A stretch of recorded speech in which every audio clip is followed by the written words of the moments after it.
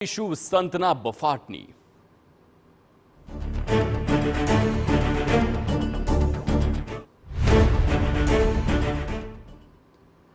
નવરાત્રી મુદ્દે એક બાદ એક જે પ્રમાણે સંતના બફાટ અને વાણી વિલાસ સામે આવી રહ્યા છે. સ્વામિનારાયણ બાદ હવે જૈન મુનિનો એક વિડીયો વાયરલ થયો છે. વિજય મહાબોધિ સુરેશ્વર મહારાજનો આ વિડીયો છે.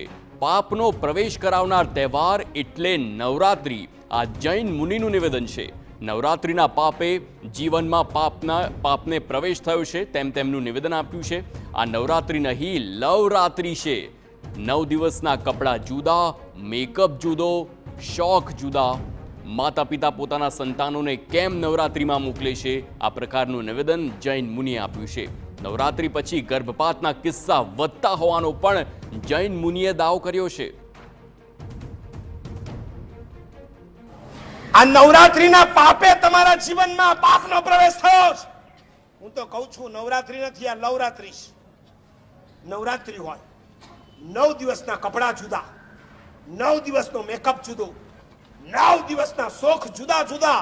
મને ખાનપુરના એક ડોક્ટરે કીધું હતું, મારા સાહેબ નવરાત્રી પછીના 3 મહિને મારે ત્યાં એબોર્શન કરાવવા માટે લાઈન લાગતી હોય. લાઈન જૈનોની છોકરીઓ હોય. તમારા મા બાપ તમને શેના માટે મોકલે છે?